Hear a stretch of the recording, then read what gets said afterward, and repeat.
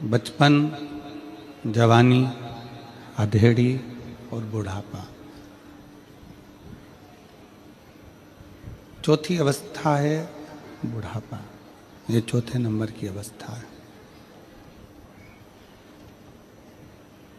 जो जन्मा है, जन्म लेने के बाद में वो चौथी अवस्था की ओर बढ़ता ही है।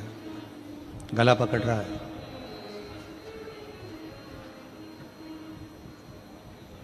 बचपन जाएगा, जवानी जाएगी, अधेड़ी जाएगी, फिर बुढ़ापे की ओर बढ़ जाओगे।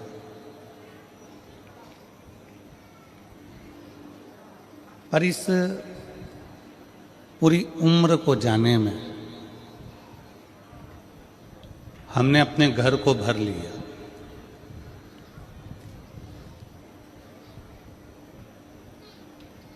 हम घर में गाड़ी भी लेकर आ गए, बंगला भी लेकर हमने बना लिया, जमीन जायदाद भी बना ली, हमने धन दौलत भी बना लिया, हमने अलमारी भी भर ली, हमने तिजोरी भी भर ली।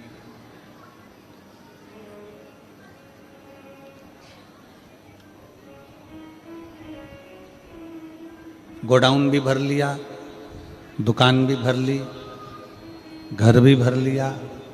इस भरने के क्रम में, इस भरने के जो श्रृंखला है, जो भरने की श्रृंखला है, हम भरे जरूर हैं, पर कुछ खाली भी हुआ है।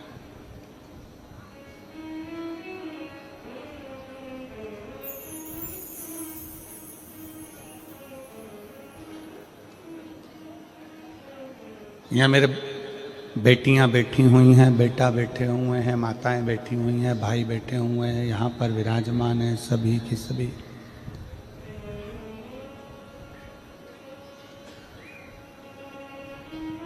आप जब लिखने बैठते हो, आप जब लिखते हो या लिखने बैठते हो या आप लिखते हो,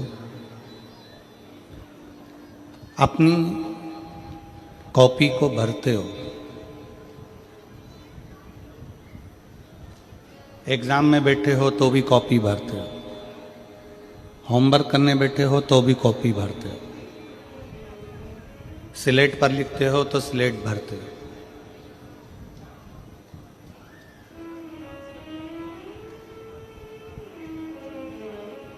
कॉपी को भरने में, लिखने में, कॉपी को भरने में पेन खाली होता चले जाता है।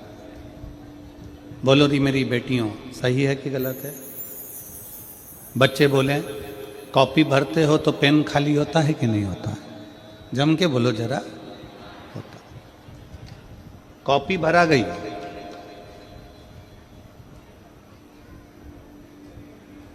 पर रजिस्टर भरा गया, कॉपी भरा गई, होमवर्क पूरा हो गया, पर उसको करने में तुम्हारा पेन पूरा की पूरा खाली हो गया। ढीले कम करो, गला पकड़ रहा है, उसको सेट करिए।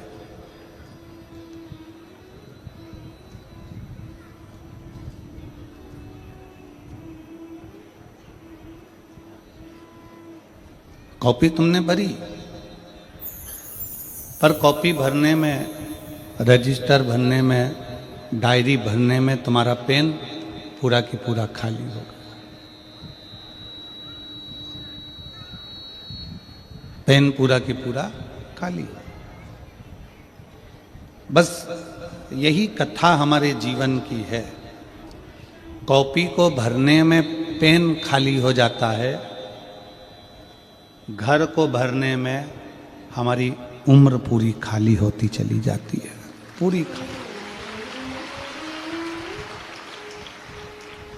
दुकान भर दी, गोडाउन भर दिया, घर भर दिया, गाड़ी लिया है, घोड़ा लिया है, पूरा घर में तिजोरी भर ली, अलमारी भर ली, गोडाउन भरा, फैक्ट्री भर ली, सब कुछ भरा, पर भरने में कितना कम हो गए, अंदर से पूरे खाली हो गए।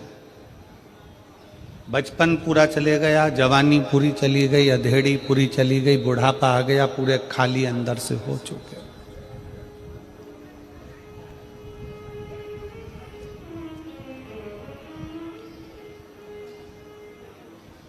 कभी विचार करिएगा कि अपना पूरा जीवन हम निकालते चले जा रहे हैं। 2024 कब चले गया?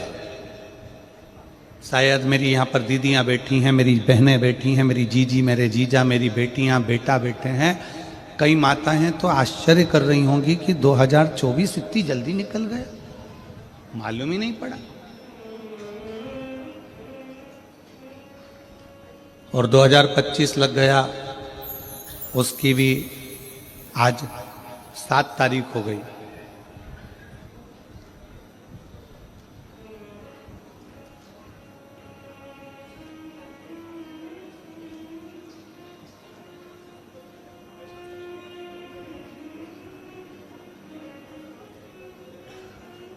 उसकी भी आज 7 तारीख हो गई। दिन निकलते चले जा रहे हैं, समय निकलता चले जा रहा है।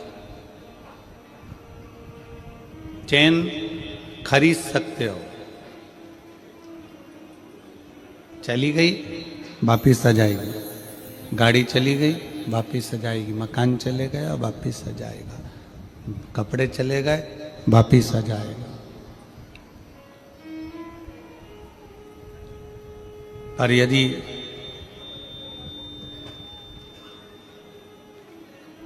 जो समय चले गया वो वापिस आ सकता है? जम के तो बोलो। 2024 को वापिस ला सकते हो? नहीं। गया समय, जो समय चला गया, जो गया हुआ समय है, वो वापिस नहीं आ सकता, वापिस नहीं आएगा।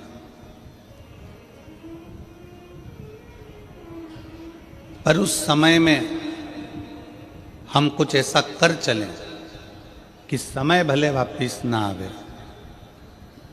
पर उस समय को दुनिया याद रखे कि वो समय था जिस समय में हमने भगवान शंकर की अविरल भक्ति से सब कुछ पा लिया था और शिव कृपा से हमें सब मिल गया।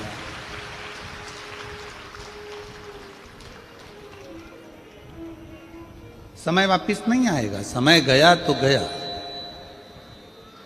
बचपन गया तो गया, जवानी गई तो गई, अधेड़ी गई तो गई। मकान को भरने में, गोडाउन को भरने में, दुकान को भरने में, फैक्ट्री को भरने में, खले को भरने में, पूरा शरीर, पूरा जीवन और पूरी सांसें खाली होती चली जाती।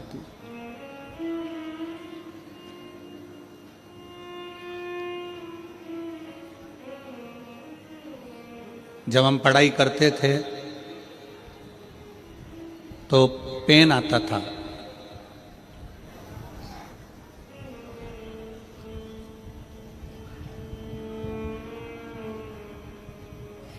दिनेश जी आपने भी वो पेन देखा होगा जिसमें कांच लगा हुआ होता था और उसमें स्याही भरते थे। आप लोगों ने देखा है? स्याही वाला पेन, जिब लगी होती थी उसमें और उससे लिखते थे, उसमें कांच लेता था। किस किसने देखा है? जरा हाथ उठाओ। सबने देखा है? अरे वाह, मतलब आप हमारे साथ ही पढ़े हो, पक्का है, ठीक है।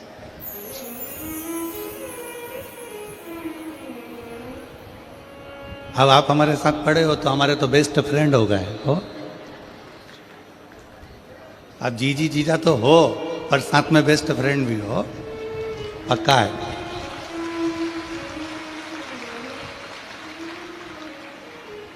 उस पेन में स्याही भरना पड़ती थी। ढक्कन खोलो, उसको थोड़ा सा पेन का जिप खोल के उसमें स्याही भर दो। और जब परीक्षा हाल में पहुंचते थे ना, तो उस परीक्षा हाल में लिखते लिखते लिखते लिखते बार बार उस पेन के कांच की ओर देखना पड़ता था कि स्याही कितनी बची है। स्याही कम होती चली जाती थी और टेंशन बढ़ती चली जाती। लिखते गए लिखते गए लिखते गए, फिर देखा थोड़ी सी बची है, बहुत कम बहुत कम बहुत कम। आखिरी में 4 पेज, 1 पेज पूरा लिखने के लिए रह जाता था और थोड़ी सी स्याही बचती थी। तो अब सोचते थे कि कौन सा क्वेश्चन का उत्तर लिखना है जिसमें नंबर ज़्यादा आ जाए, क्योंकि स्याही कम है। एक पेज पूरा बचा है, प्रश्न बहुत सारे बचे हैं, उसको लिखना है। तो ये देखा जाता था कि कौन सा प्रश्न पर सबसे ज्यादा अंक प्राप्त हो सकते हैं। कोई इसमें 2 अंक मिलता था, कोई में 5 मिलता था, कोई में 8 अंक का होता था, कोई 10 अंक का होता था। कौन में सबसे ज्यादा मिलते, तो जो अंक में सबसे ज्यादा मिलते थे फिर उसको लिखते थे, क्योंकि शाही कम बचती थी।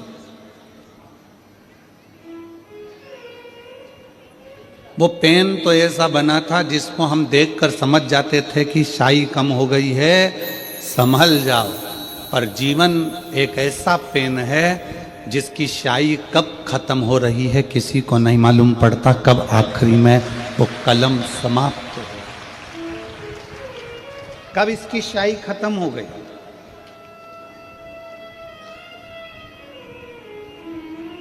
कब इसकी शाही समाप्त हो गई, ये पेन समझ में ही नहीं आता।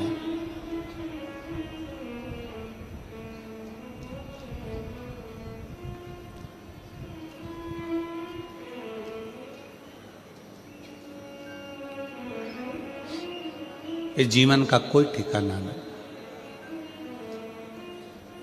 जयपुर में अभी कुछ समय के पहले 24 में एक हादसा हुआ जिसमें केमिकल का ट्रक पूरा जल गया और उसके कारण ना जाने कितने निर्दोष भी चले गए। किसको मालूम था कि कौन सी शाही आखिरी है।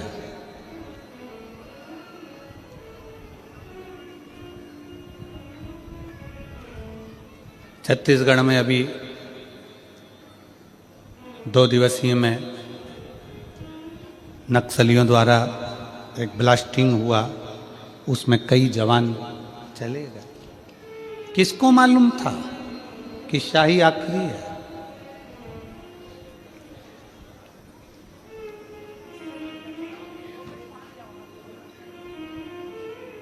जयपुर की वो घटना जिसमें एक परिवार अपने बेटे के लिए कपड़े खरीदने गया है, एक परिवार अपनी बेटी के लिए कपड़े खरीदने गया है, गाड़ियां दौड़ रही है और पूरी गाड़ियों में आग लग गई है और शरीर पूरा जलता जलता व्यक्ति आखिरी में राख का ढेर बन गया।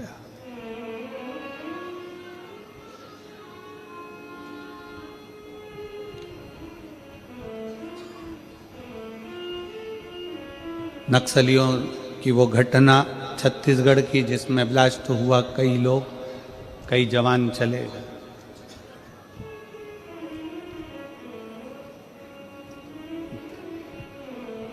इस कलम की शाही कौन सी आखिरी है, इस कलम की शाही कौन सी समाप्त हो जाए, ये किसी को मालूम नहीं, किसी को नहीं मालूम।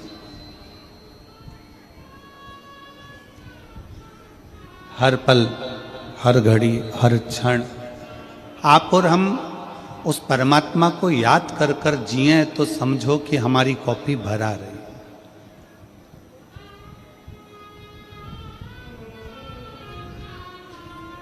अपनी कॉपी में मेरे जितने स्टूडेंट बच्चे बैठे हुए हैं, जितने पढ़ने वाले बेटा बेटी बैठे हुए हैं, जितने स्टूडेंट बच्चे बैठे हैं, मैं उनसे कहूँगा सबसे पहले कॉपी को एग्ज़ाम के समय पर जब आप लिखने के लिए बैठते हो, जब आप क्वेश्चन का पेपर तुम्हारे सामने होता है, तो सबसे पहले तुमको जो याद है, तुम्हें जो क्वेश्चन का उत्तर याद है, सबसे पहले कॉपी उससे भरो।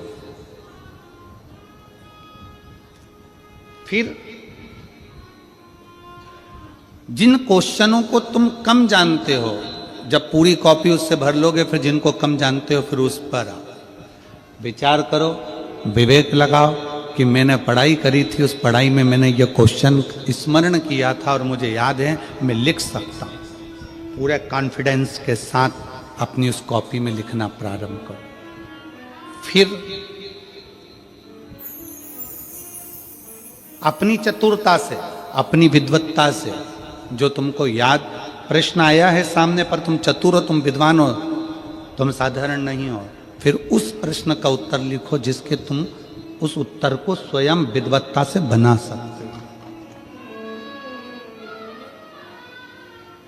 अगर आप अपने कॉन्फिडेंस के साथ, अपनी विद्वत्ता के साथ जब कॉपी में कुछ लिखोगे, उत्तर डालोगे, तो किसी की सामर्थ्यता नहीं है कि कोई तुमको फेल कर दे। आपका परिश्रम आपको आगे निकाल दे।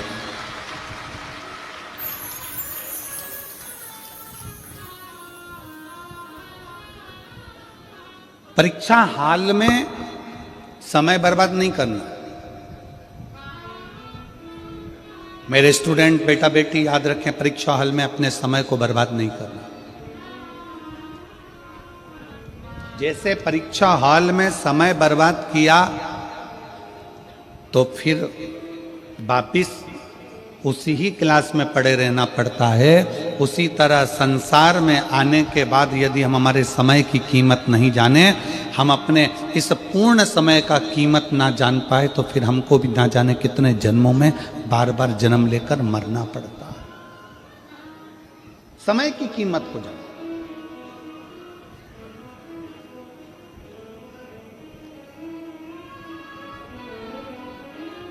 जिसने समय की कीमत को जान लिया वो जिंदगी में सबसे आगे बढ़ गया, जीवन में बढ़ता गया, बढ़ता गया।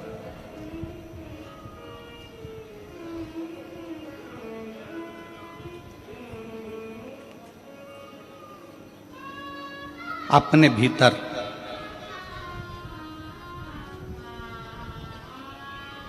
ये भी स्मरण रखो कि हमारी जिंदगी कितनी है, हमारा जीवन कितना है, हमें भजन कितना करना है। संताप और संपत्ति दो हैं। क्या है? पहले नंबर पर क्या है? संताप, दुख, तकलीफ, कष्ट। पहले नंबर पर है संताप। जम के बोलो, क्या है? संताप। दूसरे नंबर पर है संपत्ति। संपत्ति तो जानते हो ना? संपत्ति मतलब अपना धन दौलत, अपनी प्रॉपर्टी, अपनी जायदाद, अपनी जमीन, अपनी दुकान, अपना बंगला, अपनी फैक्ट्री, अपना गाड़ी, ये सब संपत्ति है।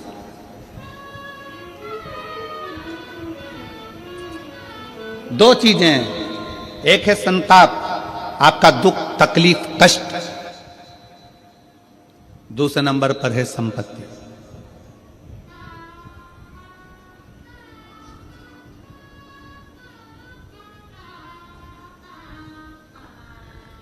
संपत्ति खींचने वाले बहुत मिलेंगे आपको, बहुत।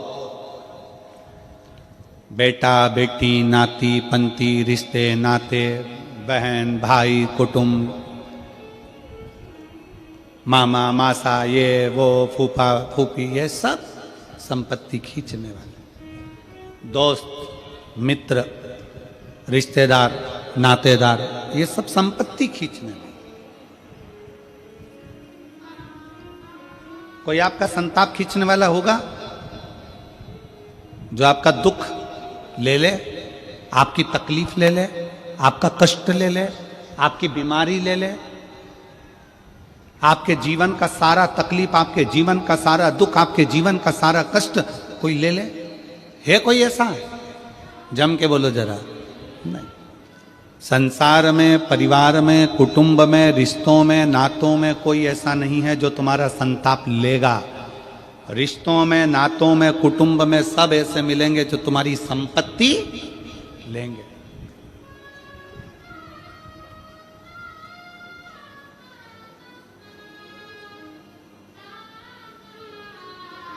कई लोग ऐसे भी आएंगे, आप छत्तीसगढ़िया सबले बढ़िया।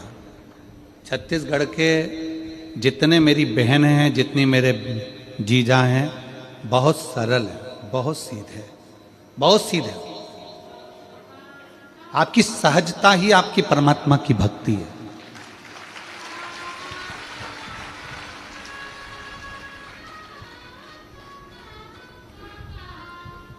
कई लोग आएंगे, दूसरी जगह से आएंगे, आपके नगर में, आपके गांव में, आपके शहर में आकर रहेंगे। धीरे धीरे आपको कर्जा दे देकर कर्जा दे देकर कर्जा दे देकर आपकी जमीन को अपना बना लेंगे और एक दिन उसी जमीन पर तुम्हें गुलाम बनाकर काम कराएंगे। सावधान छत्तीसगढ़, सावधान मेरी जीजियों, सावधान मेरे जीजा।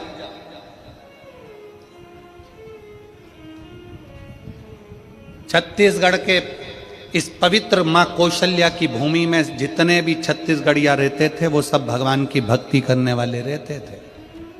यहाँ छत्तीसगढ़ में लोग पहले ज़्यादा मदिरा का नशा, दारू का नशा नहीं करते थे। छत्तीसगढ़ के लोग कोई व्यसन में नहीं डूबे हुए थे। इनको जान कर करके लोग इनकी प्रॉपर्टी, इनकी जमीन, इनका घर, इनका गांव अपना बनाने के चक्कर में धीरे धीरे आपको व्यसन में डुबाना और व्यसन में डुबाकर धीरे धीरे आपकी जमीन को अपना खुद का बना लेना और बाद में आपको गुलाम बनाकर पटक देना और दर दर जाकर आप काम करना। बस यही जीवन इन्होंने करा। सावधान हो जाइए।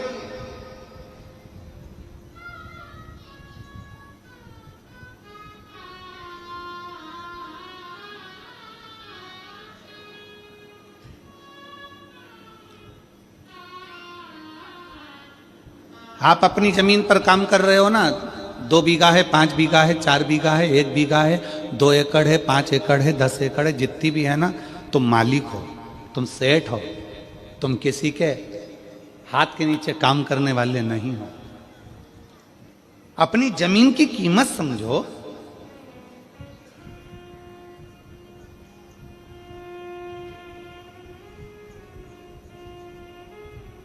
संताप को हरने वाला कोई नहीं होगा, संपत्ति को हरने वाले बहुत होंगे। तुम्हारे मुख पर मीठा बनकर तुम्हारी संपत्ति को छुड़ा लेंगे। संपत्ति जो खींचते हैं, जो संपत्ति को अपना बना लेते हैं तुम्हारी, उसको गुंडा कहते हैं। उसको गुंडा कहते हैं, बदमाश कहते हैं। और जो तुम्हारी संपत्ति को खींच रहा है वो भले गुंडा हो सकता है, बदमाश हो सकता है, पर जो तुम्हारी संताप को खींच रहा है, तुम्हारे दुख को खींच रहा है, तुम्हारी तकलीफ को खींच रहा है, वो गुंडा नहीं, वो गुरु ही हो सकता है, दूसरा कोई नहीं। गुरु संताप को खींचता है, दुख को खींचता है, तकलीफ को खींचता है, कष्ट को खींचता है।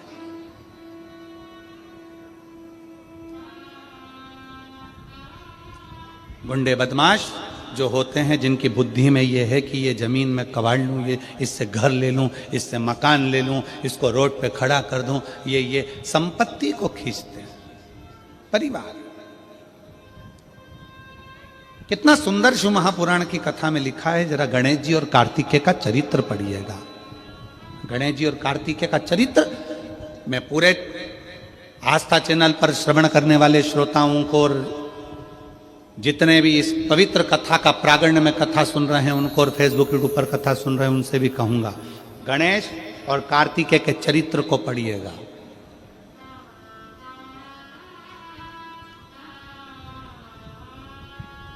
कि 2 जगह का धन खाने वाला, 2 जगह का धन खाने वाला अपने शरीर के रोग से कभी नहीं छूटता, चाहे वो इल्ली बने, जीव बने, जलचर बने, थलचर बने, वायुचर बने, चाहे मनुष्य बने। 2 जगह का धन खाने वाला। पहला, अपने भाई की संपत्ति। दूसरा, अपने गुरु की या अपने भगवान के मंदिर की संपत्ति। एक भाई की संपत्ति खाने वाला, एक गुरु या परमात्मा की संपत्ति खाने वाला कभी जिंदगी में सफल नहीं हो सकता। वो तड़प तड़प कर ही जाता है। उसके शरीर में कष्ट, उसके शरीर में रोग, उसके शरीर में बीमारी आती ही है। शरणानंद, कार्तिक और गणेश जी का सुंदर चरित्र शिव महापुराण में वर्णन आता है।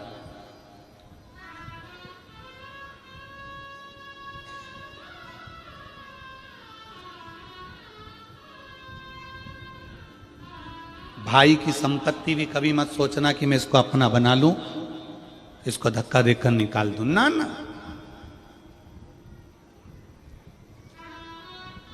तेरी है, ये घर में, ये दुकान में, ये प्रॉपर्टी में तेरा हिस्सा है, ये तेरा भाग है। मेरी किस्मत का मुझे बाबा और देगा, तेरी किस्मत का तू रख, तुझे भी बाबा और देगा।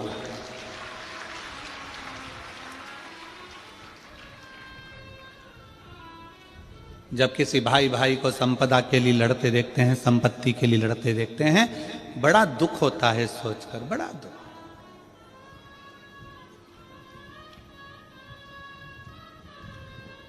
कई लोगों को खुशी भी होती है देखकर कि भाई भाई लड़ रहे हैं, परिवार वाले लड़ रहे हैं, कुटुंब वाले लड़ रहे हैं, ये रिश्तेदार नातेदार लड़ रहे हैं, अच्छा है, लड़ने दो, कम से कम इनको बर्बाद होने दो।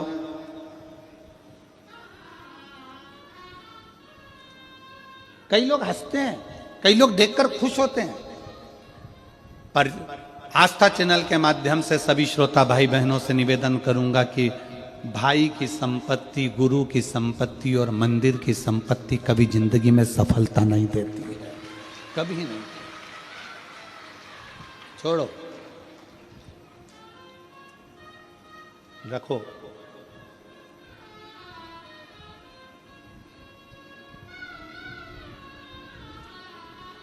इस संपदा को अपने पास रखो।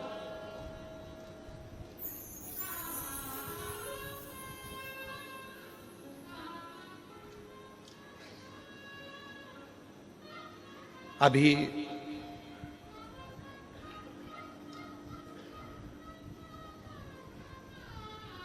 एक हमारे सीहोर की ही घटना थी। हम अभी जब सीहोर गए रायपुर से, तो बताया कि सीहोर कुबरेश्वर धाम से विठले सेवा समिति कई बच्चों की पढ़ाई का खर्चा उठाती है, उनका एजुकेशन कराती है। आप लोग जो ये दान देते हो ना, इस दान को आप लोगों ने दिया है तो एक बार जाकर कुबरेश्वर धाम पर देखा भी करा करो कि तुमने जो दान दिया वो कहाँ कहाँ लगा। समिति, कई बच्चे ऐसे हैं जिनको पढ़ना है, पढ़ने के लिए पैसा नहीं होता। तो एक अभी हम रायपुर से जब सीहोर गए तो बताया कि एक बेटी आई थी, कॉलेज पढ़ती है, उसको एग्ज़ाम देना चाहती है, कॉलेज की फीस बहुत है। उसने एडमिशन ले लिया क्योंकि उसका परिवार पूरा साथ में रहता था। उसके चाचा, उसके पापा सब साथ में रहते थे, उसके ताऊ सब साथ में रहते थे। एडमिशन हो गया, पढ़ाई के लिए उसने फीस जमा करना थी उसको, और इतने में कुछ दिन पहले ही आपस में वो सब लड़ झगड़ के अलग हो गए और पिताजी भी किसी कारणवश उसी टेंशन में समाप्त हो। अब उस बेटी का कोई फीस जमा करने वाला नहीं। हमने उस बेटी को बुलाया, उसकी माताजी भी आई। हमने पूछा कि बेटा, ये आपका इतना बड़ा परिवार है, आप इतने बड़े परिवार में रहती हो और आपकी फीस क्या परिवार वाले जमा नहीं कर रहे? नहीं, उनने तो घर भी पापा से मरने के 15 दिन पहले सिग्नेचर करवा के रख लिया। हमने कहा तुम्हारी बाजार में दुकान है वो, तो वो भी रख लिया, अब हमको निकाल दिया। हमने कहा कोई बात। हमने कहा बेटा शिव जी के मंदिर जाती हो? हाँ। उनकी माता जी से पूछा, जी जी आप जाती हो? हाँ। तो हमने कहा टेंशन मत लेना, उनने कलम का लिखा अपना कर लिया, अब तुम कर्म का लिखा अपना बनाना, शिव की आराधना करो। फिर धाम से कॉलेज में फोन किया गया कि ये लड़की है, ये बेटी है, इसका फीस जमा होना है, कितना कितना बचा है। तब वो फीस की लिस्ट कॉलेज से धाम बुलवाई गई, फिर उसका फीस जमा करी। किसी का धन, किसी की संपदा, किसी का भाई की दौलत, भाई की संपदा, मंदिर की संपदा और गुरु की संपदा कभी अपनी नहीं बनेगी। वो कष्ट देता है, कष्ट देता है।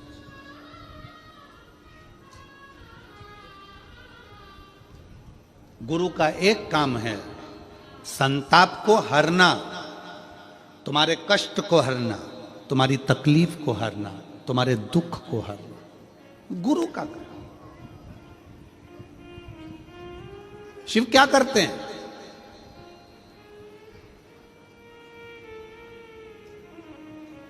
शंकर भगवान का काम क्या है? भगवान ब्रह्मा जी ब्रह्मलोक के देवता हैं, भगवान विष्णु बैकुंठ के देवता हैं। शंकर भगवान से पूछा गया कि तुम कहां के देव बनोगे, तो शंकर भगवान कहते हैं मुझे पृथ्वी दे दो। ब्रह्मा जी ने कहा आपको मालूम नहीं है, मृत्यु लोक दुख जंजाल है, पूरी पृथ्वी पर केवल तकलीफ ही तकलीफ, दुख ही दुख, कष्ट ही कष्ट है। आपको मालूम नहीं है? शंकर भगवान बोले होने दो, इतने सारे पृथ्वी पर रहने वाले इन दुखी लोगों का दुख कब तक मिटाओगे भोलेनाथ? ये संसार में रहने वाले मनुष्य का, जीव का दुख कब तक मिटाओगे? कभी चींटी को तकलीफ हो रही, कभी चींटे को तकलीफ हो रही, कभी पक्षी को तकलीफ हो रही, कभी पशु को तकलीफ हो रही, कभी पक्षी को, कितना तकलीफ होगा? तुम किस किस का दुख मिटाओगे? शंकर भगवान कहते हैं सुनो ब्रह्मदेव, भूल से भी अगर कोई मेरे शिवलिंग पर एक लोटा जल चढ़ा देगा, उस दिन से वो मेरा पुत्र कहलाएगा और उसका दुख मिटाना मेरा काम है। वो मेरी बेटी है, वो मेरा बेटा है। सुनो ब्रह्मदेव, कोई पक्षी मेरे मंदिर के ऊपर से, मेरे शिवलिंग के ऊपर से, मेरे शिवालय के ऊपर से उड़कर जाएगा, उस दिन से वो मेरी संतान कहलाएगा, उसका दुख मैं मिटा दूंगा। सुनो ब्रह्मदेव, कोई पत्ती फूल, कोई जीव भी अगर उसको झूठा कर देगा, वो भी अगर मुझे चढ़ गया, तो जिसका झूठा है उस जीव को भी मैं कल्याण कर दूंगा। सुनो ब्रह्मदेव, पानी में रहने वाली मछली, मगर, सर्प, जलचर, थलचर जो भी होंगे वो पानी में रह रहे होंगे, वो पानी भी अगर मुझ पर चढ़ गया तो उन जीवों का भी मैं कल्याण कर दूंगा जो पानी के अंदर निवास करते हैं, उनका कल्याण।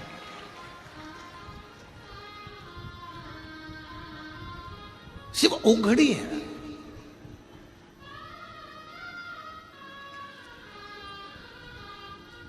एक कॉपी को भरने में अपना पूरा पेन खाली हो जाता है और घर परिवार को भरने में मेरे भाई, मेरे बंधु, मेरे रिश्ते, मेरे नाते, मेरे कुटुंब, मेरे कबीला, मेरे बच्चे, इनके लिए ये कर दूं, उनके लिए वो कर दूं, और पूरा जीवन हमारा खाली हो जाता है, पूरा जीवन, पूरा जीवन। इसलिए शिव महापुराण की कथा कहती है कि भगवत भजन में, भगवान शंकर की भक्ति में, भगवान शंकर के स्मरण में गुरु क्यों लगाता है? क्या पड़ा हमको कि हम तुमसे बार बार कहें कि शंकर जी के मंदिर में जाओ, शंकर जी के मंदिर में जाओ, शंकर जी के मंदिर में जाओ? इसमें हमारा कोई फायदा है क्या? जम के बोलो रे हालो कोसा की जी जियो, हमारा कोई फायदा तुम्हारे मंदिर जाने से? हम यहां तुम्हें देखने आ रहे हैं कि हाले कोसा में कि तुम मंदिर गई कि नहीं गई? हम उत्तर प्रदेश में देखने आ रहे हैं क्या? हम मध्य प्रदेश में देखने आ रहे हैं कि राजस्थान में देखने आ रहे हैं कि गुजरात में देखने आ रहे हैं कि झारखंड में देखने आ रहे हैं कि उड़ीसा में देखने आ रहे हैं? हम देखने के लिए नहीं आ रहे कि तुम मंदिर गए कि नहीं गए। इसमें सियोर वाले महाराज का कोई फायदा नहीं। हेलमेट लगाओ,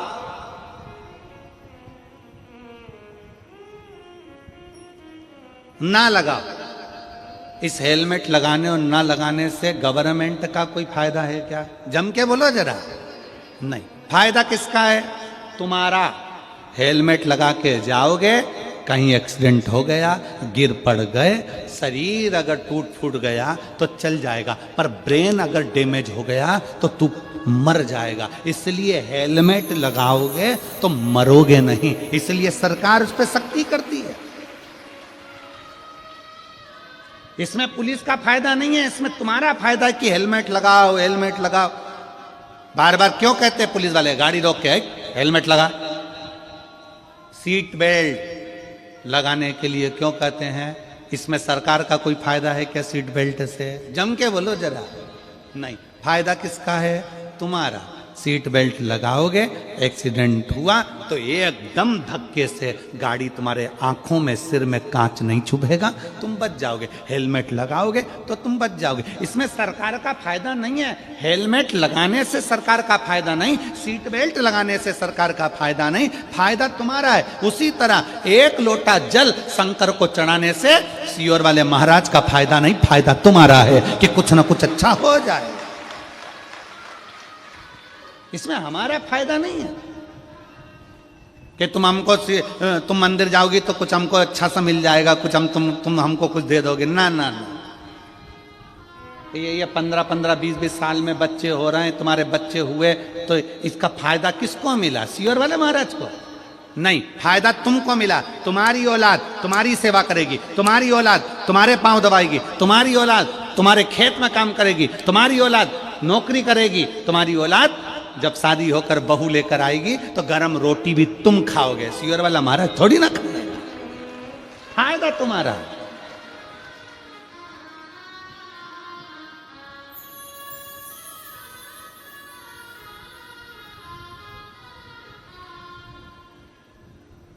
इसमें हमारा फायदा नहीं है, फायदा तुम्हारा।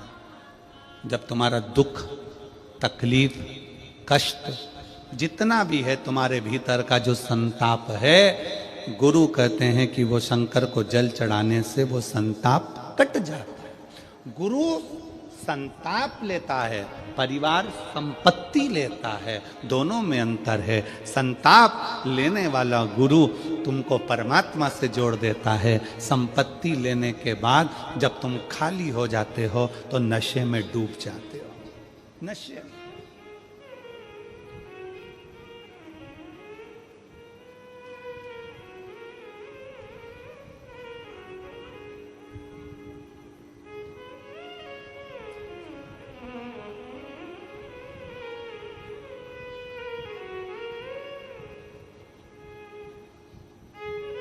कितना कितना लिखा है वो जरा। उत्तर यहाँ पर छत्तीसगढ़ पुलिस ने बैनरों में लिखा है कि सर्वर क्राइम हो रहा है। एक ऐसा क्राइम हो गया आजकल मोबाइल पर कि मोबाइल पर आपके पास में फ़ोन लगाकर कहेंगे हम इंस्पेक्टर बोल रहे हैं राजनांदगांव के, पहले तुम्हारा पूरा परिवार का डिटेल निकाल लेंगे, पूरे परिवार का डिटेल निकालेंगे। तुम्हारे इतने बच्चे हैं, बच्चा वहाँ नौकरी करता है, बेटी वहाँ करती है, पत्नी ऐसा करती है, पति ऐसा करता है, 4 महीने पहले ऐसा हुआ, 6 महीने पहले ऐसा हुआ, 8 साल पहले ऐसा हुआ, 15 साल, पूरी डिटेल निकालेंगे सर्वर क्राइम वाले। और पूरी डिटेल निकालने के बाद फिर आपके पास फोन लगाएंगे, तुम्हारी एक तुमने ये काम बेकार कर दिया था, तुम इस काम में उलझ गए हो, तुम्हारा इतना इतना ये काम हो गया, तुम्हारे ऊपर छापा डलेगा, ऐसा होगा वैसा होगा, इतना डरा देंगे। फिर आखिरी में वो कहेगा कि एक काम करो, 5 लाख रुपए हमारे खाते में डलवाओ, हम ये पूरा केस निपटा देते हैं, ये हमारे ऑनलाइन जमा करो, तुम्हारा अकाउंट नंबर बताओ, उससे हम काट लेते हैं, ये कर लेंगे वो कर लेंगे। ये सब समझा रहे हैं, ये पुलिस प्रशासन आपको समझाने का काम करती है कि डरना नहीं है, भय नहीं खाना है।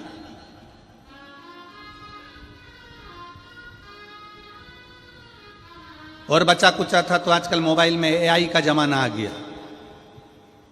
तुम्हारे बेटे का चेहरा लगा दिया, किसी दूसरे लड़की का चेहरा लगा दिया और उनको गलत साबित कर दिया, उनको वस्त्र विहीन बता दिया, और आप अपने बच्चों पर शंका करने लगे, अपने बेटा बेटी पर शंका करने लगे।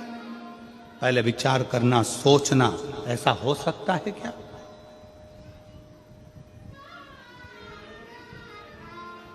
थोड़ा बचिए। सावधान इंडिया, सावधान भारत, सावधानी की बहुत जरूरत है, बहुत जरूरत। दुनिया के लोग आपकी संपत्ति देखकर, दुनिया के लोग आपका वैभव देखकर, दुनिया के लोग आपका धन देखकर आपके करीब में आएंगे। दुनिया के लोग आपका धन देखकर करीब में आते हैं, पर गुरु कभी आपका धन देखकर करीब में नहीं आएगा। गुरु हमेशा ये सोचेगा बड़ा दुखी है, बड़ा कष्ट में है, 5 मिनट इससे बात कर कर इसके दुख का हरण कर लूं, इसको शिव की भक्ति में लगा दूं। वो गुरु होगा जो संताप को हर ले, तुम्हारे भीतर के संताप को जो हरे।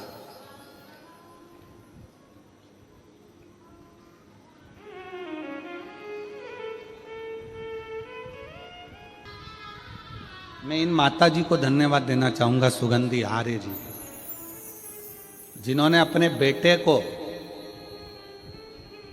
हिम्मत दी कि हिम्मत नहीं हारना, 4 गुना पढ़ाई कर, रात दिन एक कर। सियोर वाला महाराज कहता है पढ़ो। जिन्होंने अपने बेटे को कुबरेश्वर धाम का रास्ता दिखाया कि वहां चले जा, एक बार बैठ कर वहां विनती कर कर आ, उसके दरवाजे से कोई खाली नहीं आता, तो तू भी खाली नहीं रहेगा, ये विश्वास है।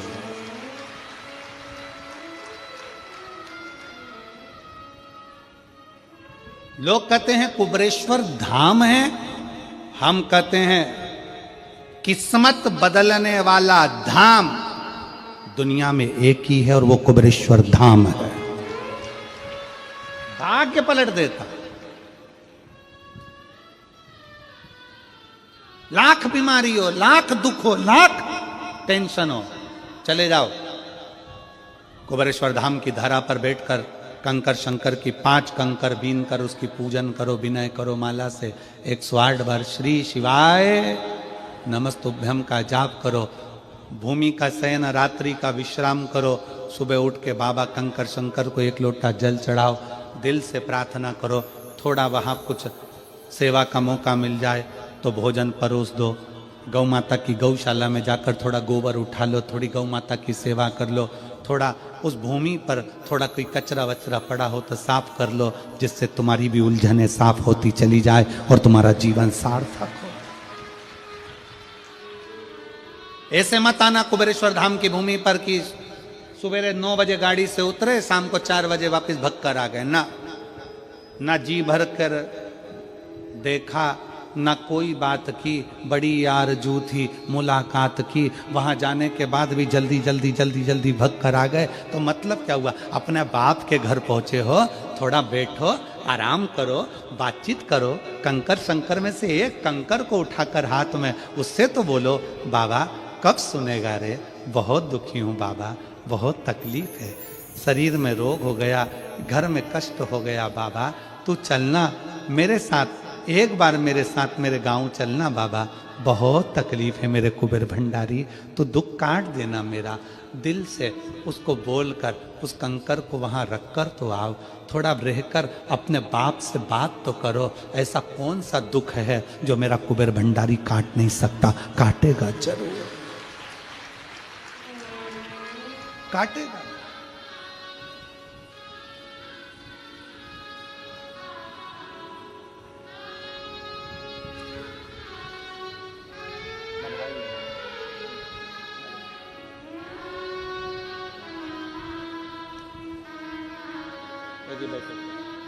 बधाई आपको।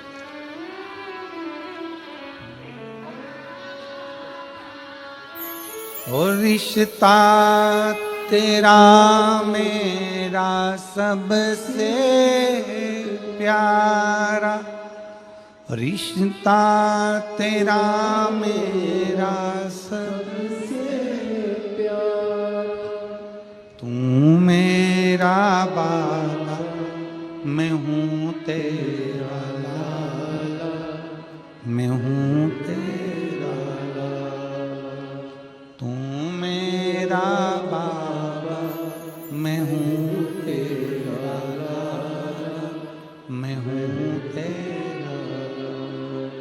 हे मेरे कुबेरेश्वर बाबा, हे मेरे कुबेर भंडारी, तेरे ही बल पर जी रहा हूँ, मेरा है क्या?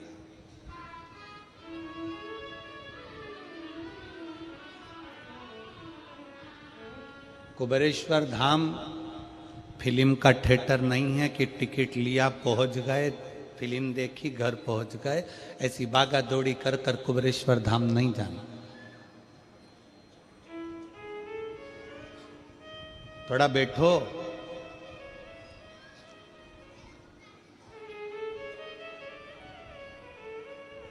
तुम्हारा पति तुम्हारे मायके तुमको लेकर चले जाए, 1-2 घंटे मिलाए और वापस लेकर अपने घर आ जाए, तो तुम्हें अच्छा लगता है क्या? बोलो तो जम के। अपने बाप के घर गई हो, तुमने तो बैठने ही नहीं दिया, पूरी गाड़ी में लड़ती लड़ती जाओगी, थोड़ी देर रुक जाते, मेरे को तो बैठना था, मेरे पापा से बात करना थी, मेरी मम्मी से मिलना था, मेरी बहनों से बात करना थी। कितनी जल्दी पड़ी थी तुमको जो तुम मुझे तुरंत 5 मिनट रुका के 10 मिनट 1-2 घंटे में वापिस लेकर आ गए। मेरा तो जी नहीं भराया, मेरे पिताजी से बात नहीं, मेरी मम्मी से बात नहीं, मेरी महतारी मेरा इंतजार कर रही थी।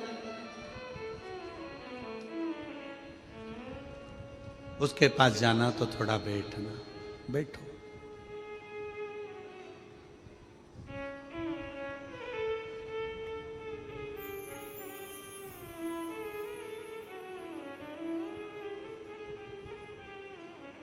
उसके पास जाओ तो कुछ देर बैठने का प्रयास करो, बैठने।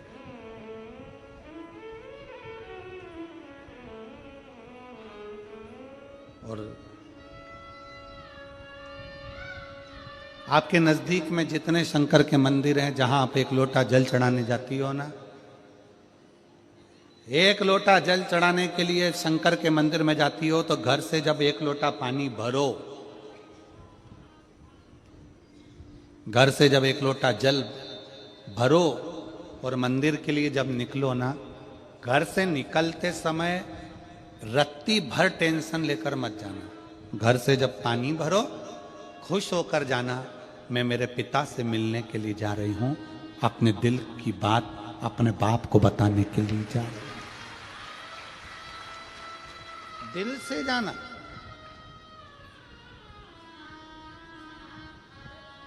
दिल से। मैं अपने पिता से मिलने जा रही हूं। भले मंदिर में जाकर कुछ मत कहो, शंकर जी को एक शब्द मत कहो, तुम जो लोटा भरकर पानी लेकर जा रही हो ना, वो लोटे का जल शंकर को चढ़ाते से ही शंकर जी समझ जाते हैं कि तेरे जीवन में दुख कितना है। सुदामा जी ने भगवान कृष्ण को चावल दिए थे। बोलो री जी हाँ, सही है कि गलत है? क्या दिया था? तंदूल। सुदामा जी ने यह कहा था कि मुझे बहुत दुख है। बोला था कि सुदामा जी ने कहा था कि मेरे बच्चों को खाने के लिए अन्न नहीं है। सुदामा जी ने कहा था कि मेरी पत्नी की साड़ी फटी हुई है। सुदामा जी ने यह कहा था कि मुझे दुख बहुत है, दर्द बहुत है, मेरा झोपड़ा टूटा है, मेरा मकान नहीं है। सुदामा जी ने यह कुछ भी नहीं बोला। सुदामा जी तो तंदूल लेकर गए थे और तंदूल ले जाकर जो भगवान ने उस तंदूल को लिया, तंदूल को पाते से ही भगवान समझ गए थे कि इसके घर में दुख कितना है। तंदूल मुख में गया और भगवान कृष्ण समझ गए कि दुख कितना है, 3 लोक का राज्य दे दिया। सुदामा जी जैसे ही तंदूल दिए, भगवान ने सोच लिया कि तंदूल की दशा क्या है। उसी तरह जब जल शंकर जी पे चढ़ता है तो शंकर जी को तुम कुछ कहो मत कहो, वो जल तुम्हारे घर की पूरी दशा बता देता है कि इससे तकलीफ कितनी है। क्यों? दुख की बात कहां पर करते हो, तकलीफ की बात कहां करते हो, कष्ट की बात कहां करते हो? सारा घर का मनन चिंतन कहां पर होता है? रसोई घर में। सारा मनन चिंतन कहां होगा? रसोई घर में। देवरानी जेठानी बात कहां करेगी? रसोई घर में। कोई दुख हो गया, तकलीफ आ गई, बात कहां होगी? रसोई घर में। अरे वो उनने ऐसा कर दिया, वो काका जी की तबीयत खराब, काकी जी के ऐसा हो गया, वैसा हो गया। सारी घर की सारी चर्चा रसोई घर में होती है। और जो तुम पानी भर कर लेकर जाते हो, वो रसोई घर में से भर कर लेकर जाते हो, तो वो पानी के अंदर तुम्हारी वाणी की तरंगे उस जल के अंदर हो जाती है। जब जल महादेव को चढ़ता है, उसे सब ज्ञात हो जाता है कि इससे तकलीफ क्या है। मंदिर में जाते हो, आप किसी भी मंदिर में, राम जी के मंदिर में जाओ, हनुमान जी के मंदिर में जाओ, कृष्ण जी के मंदिर में जाओ, पंडित जी क्या देते हैं तुम्हारे हाथ में? जम के बोलो जल्दी से, क्या देते हैं? चरणामृत देते हैं। पंडित जी चरणामृत देते हैं, तुलसी का दल देते हैं। वो जल, वो चरणामृत का जल पंडित जी क्यों देते हैं? मंदिर का जल ऐसा क्या है कि मंदिर के जल से पीने से तुम्हारी अकाल मृत्यु टल जाती है? उस जल में ऐसा क्या है? उस जल में ऐसा क्या है? जल वही है, बस भगवान के सामने रखा जाता है, आरती होती, घंटी बजती, मंजीरे बजते, मंदिर में हर हर महादेव होता, जय श्री कृष्णा जय राम जी की होती, तो वो ध्वनि उस जल के अंदर चली जाती है। वो जल जब हमारे उदर में जाता है तो हमारी अकाल मौत भी टल जाती है। वो जल की तरंग हमारे को मौत को भी टाल देती है।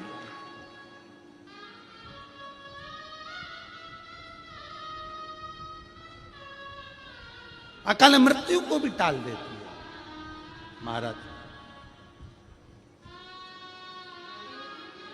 जब भीतर की तरंग है, भीतर की तरंग है, शिव के नजदीक जाए, शिव के नजदीक अपनी। महाराज शास्त्र कह रहा है कि कैसे प्यार फिर पछताएगा।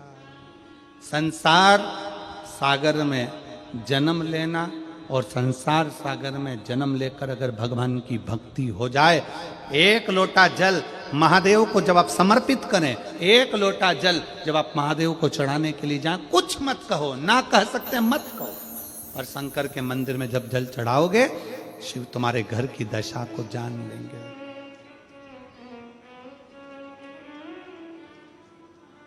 वो समझ जाएगा, वो महादेव है, वो उघड़दानी है, वो त्रिकालदर्शी है। इसीलिए हम बार बार पहले भी कहे, शिव के सिवा दिल ना लगा, शिव के सिवा दिल ना लगा। अपना मन, बुद्धि, चित्त शिव में लगा दो, लगा। पार्वती मैया बाल्यावस्था से भगवान शंकर की आराधना में लगी थी, भगवान शिव की भक्ति में लगी थी, भगवान शंकर के शिवलिंग की आराधना करती थी।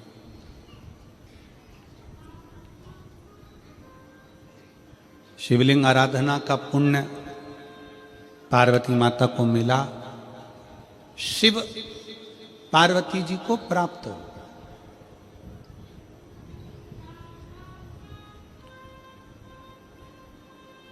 शिव आराधना का पुण्य ही यही है।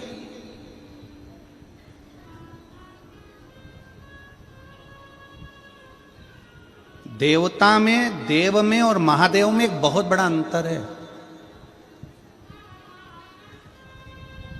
देव और महादेव में बहुत बड़ा अंतर है। देव दर्शन देते हैं। देव क्या करते हैं?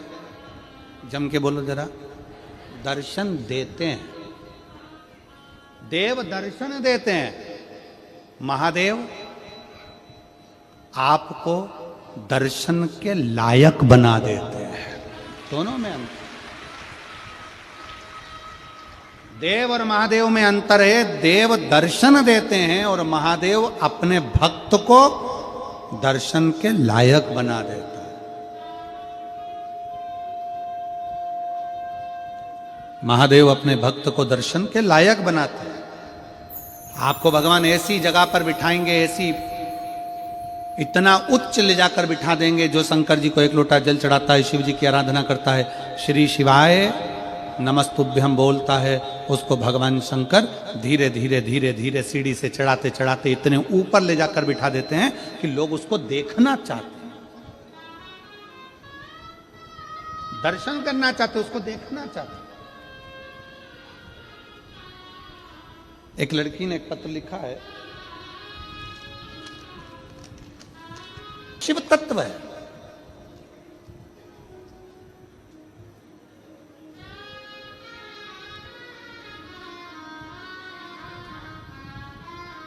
जितने आप बैठकर कथा सुन रहे हो, जितने पंडाल में बैठकर कथा सुन रहे हैं, जितने टीवी चैनल के माध्यम से कथा सुन रहे हो, जितने फेसबुक यूट्यूब पर सुन रहे हो, तुम्हारा कथा सुनना खाली नहीं जाएगा। मेरा बाबा एक ना एक दिन तुम्हारी झोली खुशियों से जरूर भर जाएगा, ये निश्चित। और जो कथा, ये कथा तो 10 तारीख को विराम हो जाएगी। 16 तारीख से कथा सूरत गुजरात में प्रारंभ हो जाएगी। 1 बजे से 4 बजे तक कथा का समय रहेगा। वो कथा 16 तारीख से 22 जनवरी तक चलेगी और 24 जनवरी से 30 जनवरी तक महाराष्ट्र साकरी में फिर कथा प्रारंभ हो जाएगी। मेरा निवेदन है सूरत वालों से, मेरा निवेदन है साकरी महाराष्ट्र वालों से, जितने शिव भक्त कथा को सुनते हैं दिल से सुने, दिखावे से, भीड़ बढ़ाने के लिए बिल्कुल कथा में मत जाओ। आपकी ज्यादा भीड़ बढ़ती है, हमें टेंशन होता है, चिंता हमको लगती है, इतने सारे आए हैं, आराम से घर जाएं, आराम से आए, आराम से जाएं। भीड़ बढ़ाने बिल्कुल कथा में मत जाओ। कथा में जाना है तो ये सोचकर जाना कि मेरे बाप से बात करने के लिए जा रही हूं। जब सियोर वाला महाराज श्री शिवाय नमस्तुभ्यम बोलेगा, 2 मिनट के लिए रुकेगा, तब मैं अपने बाबुल से अपने दिल की बात कह दूंगी और मेरा बाप मेरी झोली भर देगा, तो आना, नहीं तो मत आना।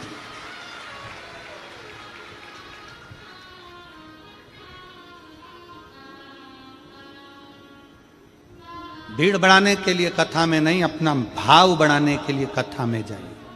आ जाओ।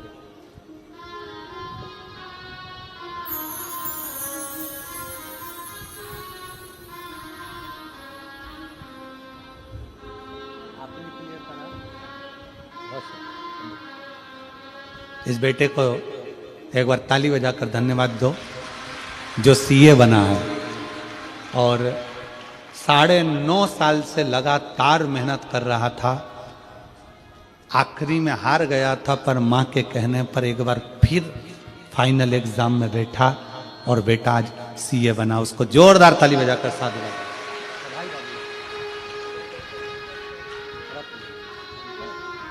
और बाबा से विनती करो, बाबा बैद्यनाथ जी से, हम भी जल्दी झारखंड मेरे बाबा का दर्शन करने के लिए झारखंड की भूमि पर।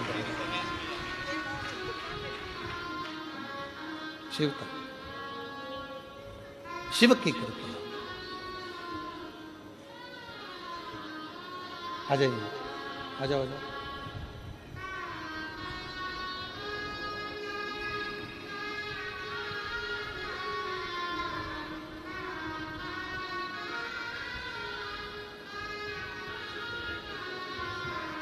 बेटी हिम्मत हार गई थी। आखिरी में मां ने कहा कि तू सीहोर चली जा, कुबेरेश्वर धाम पर कंकर शंकर पूजन कर और एक बेलपत्र और मंदिर में झाड़ू लगाना प्रारंभ कर, बाबा सुनेगा। आज एम्स नागपुर में बेटी नर्सिंग ऑफिसर के पद पर विराजमान है। एक बार जोरदार ताली।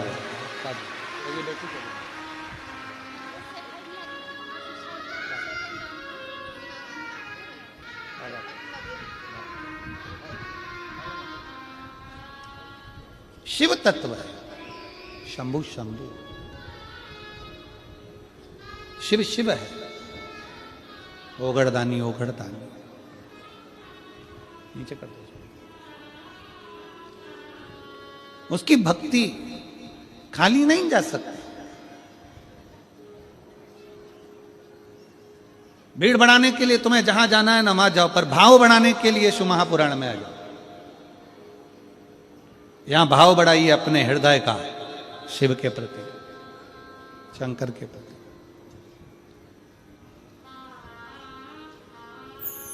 पार्वती जी बचपन में भगवान शंकर के शिवलिंग की आराधना करती हैं।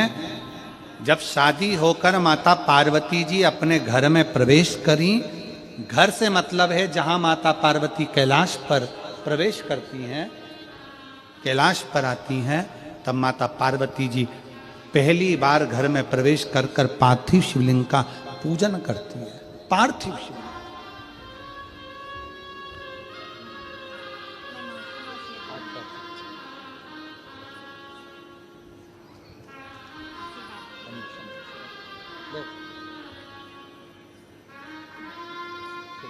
एक बच्चे को देना जो नर्सिंग ऑफिसर बना हुआ है, उसको बहुत बहुत साधुवाद। एक बार जोरदार ताली बजाने के लिए बहुत साधुवाद।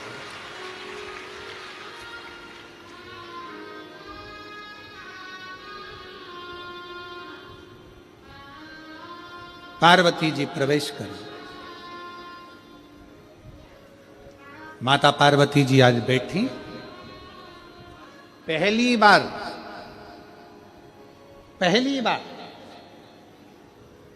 विवाह कर कर माता पार्वती जी अपने कैलाश धाम पर आई थी। और माता पार्वती जी ने पहली बार भगवान शंकर के विवाह होने के बाद पहली बार पार्वती जी ने शिवलिंग का निर्माण किया, पहली बार।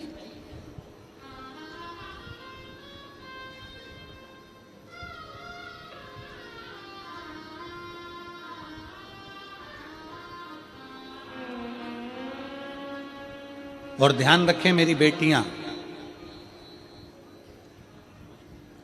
ध्यान रखें मेरे बेटाएं, मेरी माताएं इस बात का ध्यान रखें, बेटियां ध्यान रखें, मेरी माताएं ध्यान रखें, मेरे भाई ध्यान रखें।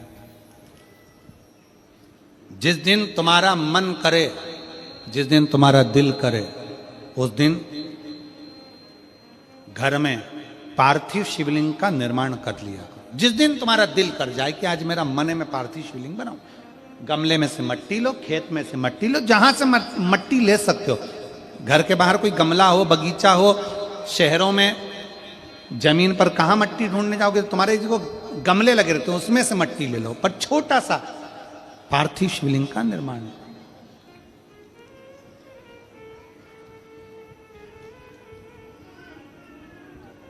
समझ लेना जरा, तुमने पार्थिव शिवलिंग बनाया, जलाधारी बनाई,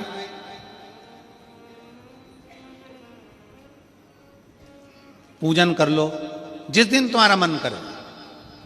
कोई तिथि, कोई बार, कोई दिन, कोई समय, कोई घड़ी, कोई पल, कुछ मत देखो। तुमने पार्थिव शिवलिंग का निर्माण किया। 3 आखा चावल, 3 अक्षत। आखा चावल जानते हो, साबूदाना, आखा चावल। 3 चावल के दाने, एक गणेश जी की जगह, एक अशोक सुंदरी की जगह, एक षडानंद कार्तिकेय जी की जगह। 3 चावल दाने। 3 दुर्वा, एक गणेश जी की जगह, एक अशोक सुंदरी की जगह, एक षडानंद कार्तिकेय जी की जगह। 3 बेलपत्र, जहां पर माता पार्वती जी का आपने ये जलाधारी बनाई है, उसी जलाधारी पर यहां से पानी बहता है, इसके ठीक विपरीत में यहां 3 बेलपत्र, तीनों रख दीजिए।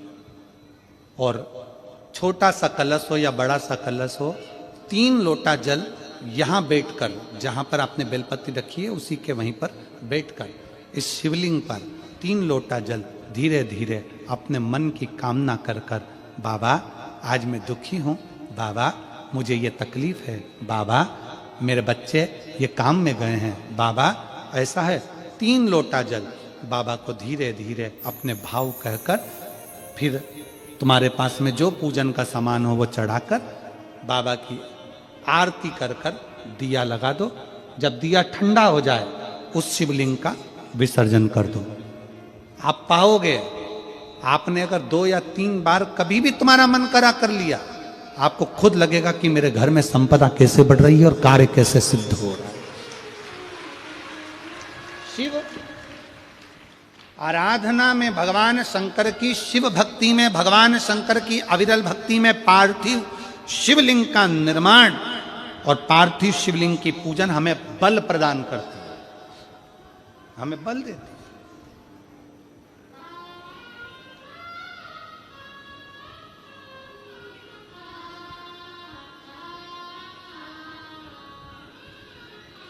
माता पार्वती जी ने पार्थिव शिवलिंग का निर्माण किया। शिव जी ने देखा पार्वती जी को कि पार्वती जी पार्थिव शिवलिंग का निर्माण कर रही, तो शंकर जी ने पूछा, पार्वती तेरी शादी नहीं हो रही थी इसलिए तूने पार्थिव शिवलिंग का पूजन करा, तू चाहती थी मुझसे विवाह करना चाहती थी इसलिए पार्थिव शिवलिंग का पूजन करा, अब क्या चाहती है? अब तो मैं तुझे मिल गया, अब तो मैं तुझे प्राप्त हो गया, अब तुझे क्या चाहिए? अब तुम मुझसे चाहती क्या है? पार्वती जी ने हाथ जोड़कर भोलेनाथ जी से विनय करा, अब मुझे कुछ नहीं चाहिए, बस इतना चाहिए कि मैं कैलाश पर रहूं या शमशान में रहूं, जहां भी रहूं मेरे हृदय में कभी भी दुख ना हो, मैं प्रसन्न होकर अपनी जिंदगी को आपकी सेवा करते करते निकाल दूं, आपकी प्रसन्नता पूर्वक।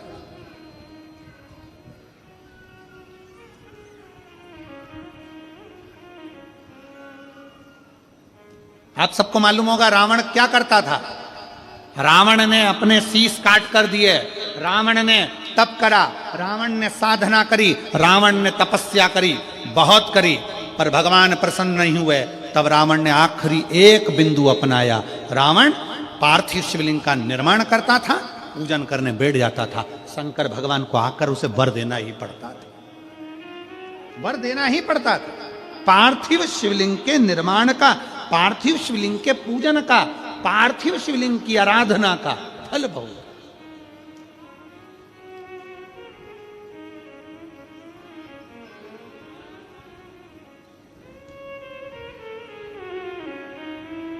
कितने लोग हैं आप लोगों ने बनाया, कभी पार्थिव बनाया?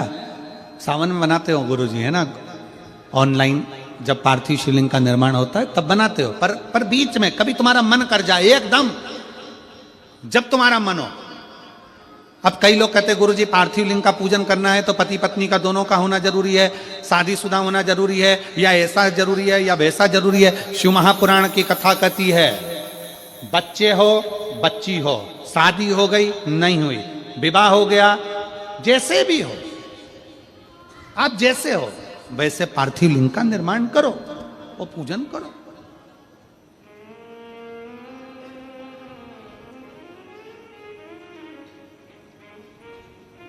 वो काली मिट्टी के बनाए भोलेनाथ, चढ़ाऊं लोटा जल भर। पीली मिट्टी के बनाए भोलेनाथ, चढ़ाऊं लोटा जल भर। बालू रेत के बनाए भोलेनाथ, चढ़ाऊं लोटा जल भर। हे भोलेनाथ कृपा कर, तू करुणा कर, तू दया कर। पार्थिव लिंग निर्माण का और पार्थिव लिंग पूजन का भी फल है। एक पत्र है,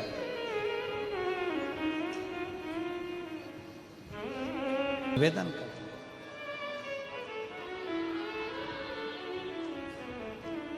पार्वती जी कह रहे, शंकर जी ने पूछा कि तुम अब शिवलिंग का निर्माण क्यों कर रही हो, किस लिए कर रही हो? बस शंकर मुझे बल दें, शिव मुझे बल दें। इधर का तो नहीं मालूम हमको, पर हमारे मध्य प्रदेश का हमको स्मरण है। शादी कर कर लड़की जब अपने ससुराल में पहली बार आती है तो वहाँ गोरानी करी जाती है, गोरनी करी जाती है, सुहागिलें करी जाती है। अब आपके यहाँ होती है कि नहीं होती हमको नहीं मालूम। होती है, यहाँ पर भी सुहागिलें होती हैं। अजब।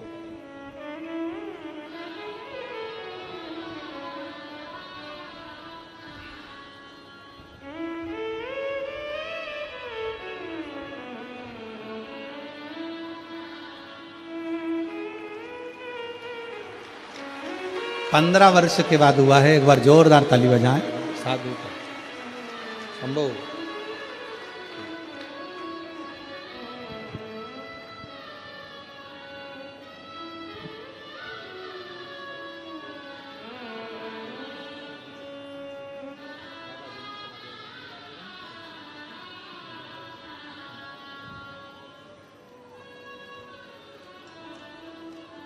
हमारे मध्य प्रदेश में जब लड़की घर में आती है शादी कर कर, बहू जब आती है तो प्रथमता में गोरानी होती है, गोरनी सुहागिन होती,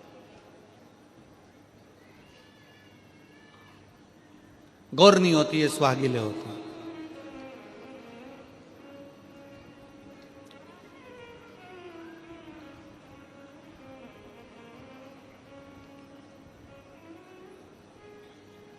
किस लिए होती है? कोई तुमसे पूछे शादी के तुरंत बाद ये बहू को बिठाकर गोरनी सुहागिल क्यों करी जाती है? शिव महापुराण की कथा कहती है शंकर भगवान के शिवलिंग को बनाकर माता पार्वती जी ने पूजन कर कर शिवलिंग में से ही सिंदूर लेकर अपनी मांगों में भरा है।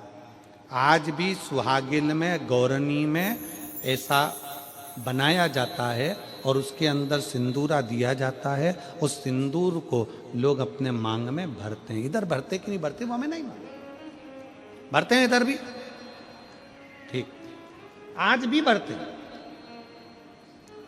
कई लोग कहते हैं वो गौरनी है, कोई कहता है वो सुहागिने हैं, कोई कहता है वो गौरानी है।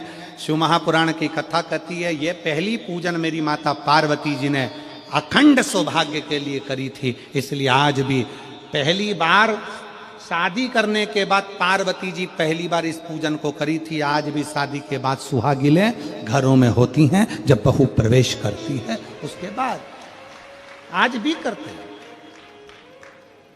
ये सब पुराना है, उसको आज लोग नए में ले लें कि भाई सुहागिने गौरानी है। ये आजकल वो पुराना शंकर के शिवलिंग की आराधना, शंकर के शिवलिंग की पूजन, भक्ति।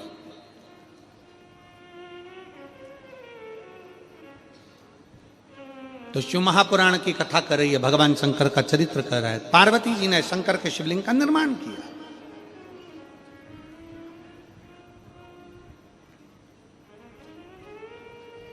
अब निर्माण करते करते जब पार्थिव लिंग का निर्माण किया जाता है, पार्थिव शिवलिंग को जब बनाया जाता है तो पार्थिव शिवलिंग का एक नियम है, आप उसका स्मरण जरूर करना। जैसे ये थाली है, मान लो ये थाली है, आपने मिट्टी का शिवलिंग बनाया, पार्थिव शिवलिंग बनाया। कई माताओं की आदत रहती है थाली की किनार से हाथ को पोंछकर उसको भी लेकर शिवलिंग में लगा दे। कई मेरी जीजियों की, कई मेरे जीजाओं की, कई मेरी माताओं की, कई मेरे बेटियों की, कई मेरे बेटाओं की आदत रहती है। समझ में तो आ रहा है ना कि थाली बुलवाऊं? लाओ तो थाली लाओ जरा, पूजा की।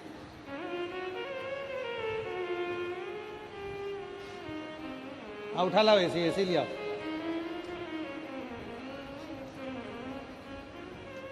अब कई मेरी जीजियों की आदत क्या होती है, पार्थिव शिवलिंग का निर्माण करेगी, मिट्टी इसमें भर लेगी, सब कुछ कर लेगी। आप मिट्टी इसमें मिलाओ, मिट्टी मिलाने के बाद में आप उसका पार्थिव लिंग का निर्माण भी कर लो, मना नहीं है। पर निर्माण करने के बाद में जब पार्थिव शिवलिंग का निर्माण कर लो, उस समय पर हाथ को इस तरह से पोंछ कर फिर शिवलिंग में उस माटी को लगाना, यह श्रेष्ठता नहीं है।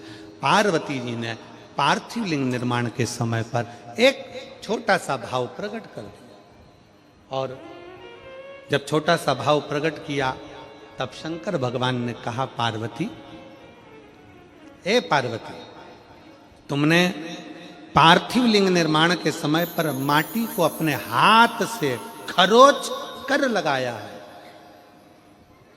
तो तुम्हें भी संतान की जो प्राप्ति होगी वो शरीर के उपटन से ही होगी, संतान की प्राप्ति। और सुनो पार्वती, तुमने वो माटी को बाद में अंकित किया गया है, इसलिए तुम्हारे पुत्र का शीश कटकर फिर वापिस अंकित किया जाएगा, पुनः फिर लगाया जाएगा। शिवाराधना में मिट्टी को बनाओ, पर मिट्टी चारों तरफ लगी, आप पोंछो, मना नहीं है। आप हाथ भी पोंछ लो, हम मना नहीं करेंगे। आपको हाथ पोंछना है, आप पोंछो, पर उस मिट्टी को फिर वापस शिवलिंग के साथ में, जब शिवलिंग बन गया फिर उसी मिट्टी को वापस आप उसमें पोत रहे हो, ये श्रेष्ठता नहीं है, उसकी श्रेष्ठता नहीं है। ये अचार की बरनी नहीं है कि यहां से निकालो, यहां से निकालो और लगा के रोटी में फिंगर बना के, फुंगा बना के खा लो।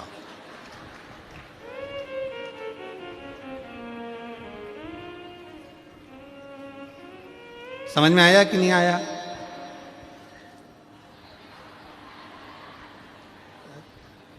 नहीं तो तुम आधे इधर वाले कह दो, बीच वाले कह दे और इधर वाले, उसी में कहा लो जाए, मैया मोरी में नहीं माखन खायो। तो यशोदा मैया पूछे, सही से बता दे, खाया कि नहीं खाया? और कन्हैया बोले, मैया मोरी में नहीं माखन खायो। और वो पूरी मुंडी घुमा के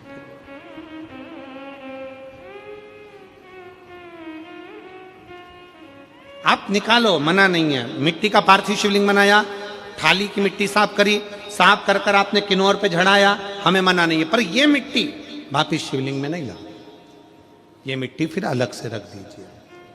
उस मिट्टी का भले फिर आप नंदी बना लो, उस मिट्टी का आप दूसरा कोई सखी बनाना है, नंदी बनाना है, कुछ बनाना हो, सांप बनाना हो, सब कुछ बनाओ, हमें मना नहीं। पर शिवलिंग की जो आकृति है उसमें फिर ये मिट्टी का प्रयोग नहीं हो।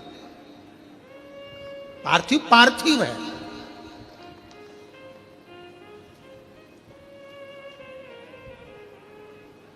क्यों एक बार बोला, शिव महापुराण में आपने सुना होगा, हमने कहा कि गमले में भी पार्थिव शिवलिंग का निर्माण कर सकते हो। गमले में कैसे? गमला भरा पड़ा हुआ है, वहीं पर तुमने पार्थिव शिवलिंग को उठाया, निर्माण करा। अब वहां पर तुमने हाथ तो नहीं पोंछा, क्योंकि गमले में ही तुम पार्थिव लिंग का निर्माण कर, जाके हाथ धोया, बाबा की पूजन कर ले, शिव स्मरण कर ले। पार्थिव पूजन का एक आनंद।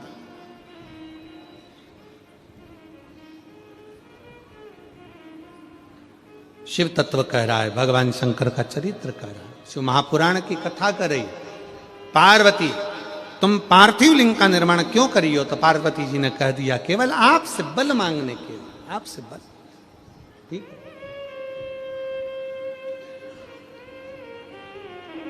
शिव कथा कह रही है, भगवान शंकर का चरित्र कर रहा है। अभी आपको कथा में कहा था देव और महादेव दोनों में अंतर होता है। देव दर्शन देते हैं और महादेव अपने भक्त को दर्शन के लायक बना देते हैं। शिव में, देव में और महादेव में अंतर है। अब ये इतने सारे पत्रों में आपने पत्रों को देखा, उसमें कई लोगों की नौकरी लगी, कई लोगों का ऐसा हुआ वैसा हुआ, तो ये महादेव ने आपको दर्शन के लायक बना दिया।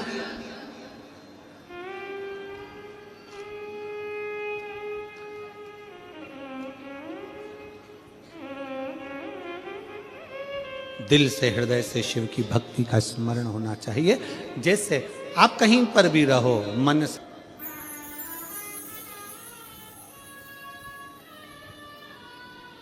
शिव को भजो। ग्रंथ, संत और भगवंत, तीन को पकड़ने का प्रयास करो। क्या क्या? सब बोलो। ग्रंथ, संत और भगवंत। ग्रंथ, शिव महापुराण, जहां कहीं हो शंकर की कथा, अगर कहीं नजदीक में हो तो उसको सुनने का प्रयास करो। सुनो, ग्रंथ को अपने अंदर उतारने का प्रयास करो, ग्रंथ को पकड़ो।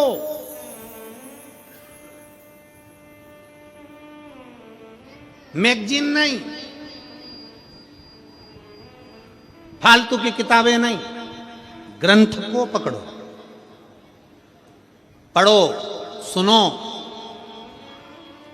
अध्ययन करो। शिव महापुराण को पढ़ो, गीता प्रेस गोरखपुर की, अध्ययन करो। किसी और वाला महाराज झूठ तो नहीं बोल रहा है।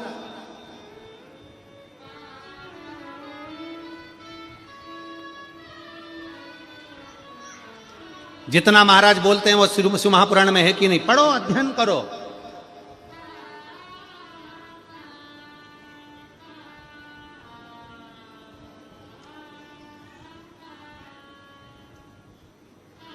ग्रंथ पकड़ो। दूसरे नंबर पर जम के बोलो, संत, उनको भी पकड़ने का प्रयास करो।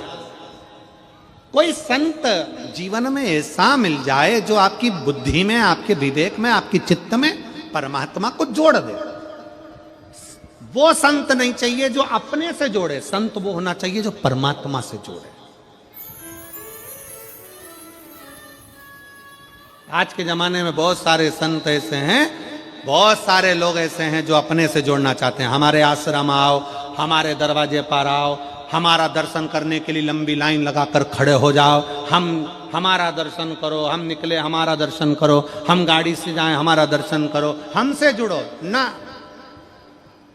संत परमात्मा से जोड़े तो समझना कि संत है। जो खुद से जोड़ रहा है वो कभी संत नहीं हो सकता, वो केवल एक दिखा, केवल परमात्मा से जोड़े तो संत है। 3 पकड़ना है हमको, 3। पहले नंबर पर ग्रंथ, दूसरे नंबर पर संत। संत वो हो जो भगवान से जोड़ दे। जाओ शंकर के मंदिर में एक लोटा जल चढ़ाओ, जाओ शिव की आराधना करो, जाओ शंकर की भक्ति करो। क्यों फालतू का समय बर्बाद करते हो? शिव की आराधना करो, शिव तत्व को जानो।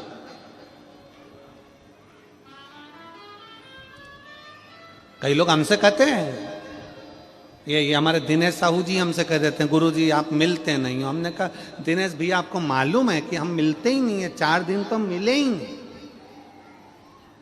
5 बार 6ठा दिन 2 दिन बचते हैं, वो भी प्रयास करते हैं कि थोड़े बहुत लोगों से मिल लें, श्री शिवाय नमस्तुभ्यम हो जाए और 7वें दिन अपने घर चल रहे। हमसे मिलकर क्या करोगे? मिलो उससे। वो कहे तुझसे मिलने के लिए तेरी कसम। मिलो उससे, परमात्मा से, शिव से, ओघड़दानी शंभु त्रिकालदर्शी कैलाशी से। संत इंसान मनुष्य से मिलकर क्या? संत वो है जो परमात्मा से जोड़े, संत वो नहीं जो अपने आप से जोड़े परमात्मा। जाओ एक लोटा जल लो, शंकर के मंदिर जाओ, जाओ बेलपत्री लो, शिव जी के मंदिर जाओ, जाओ शंकर जी को एक अक्षत चढ़ाना, दाना चढ़ाना, जाओ शंकर के मंदिर में झाड़ू लगाना, पोछा लगाना, जाओ शिव की आराधना करो। पहले नंबर पर है ग्रंथ, दूसरे नंबर पर जम के बोलो जरा संत, और तीसरे नंबर पर भगवंत। भगवंत कैसा?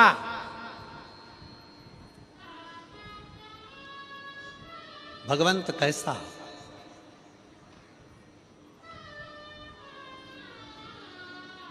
आज सुबह हम चर्चा कर रहे थे तो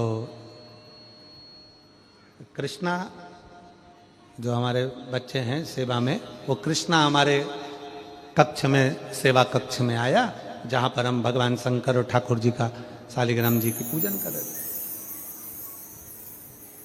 हम उसको बोले, आशीष भी बैठे थे वहीं पर, तो हम उनको बोले कि तुम्हें देखकर परमात्मा की अगर याद आ जाए तो समझ लेना कि तुम भगवंत हो। तुम्हें देखकर परमात्मा की। हमने कृष्णा से कहा कि तुम भगवान की भक्ति करते हो तो कई बार तुम भक्ति में डूबते हो, भजन में डूबते हो, तो लगता है कि श्याम बाबा के दर्शन हो गए। कोई देवी जी की आराधना करने वाली कोई जीजी होती है, माता की इतनी आराधना करती है कि उनको देखो तो ऐसा लगता है कि माँ जगत जननी के दर्शन हो गए। कोई राम जी की आराधना में कोई साधु सन्यासी डूबा रहता है तो उसको देखकर लगता है कि राम जी के दर्शन हो गए।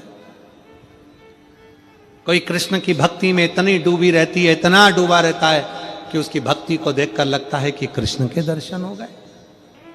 कोई दिन रात शिव की भक्ति में डूबा रहता है, उसका मुख देख लो तो लगता है कि शंकर के दर्शन हो गए।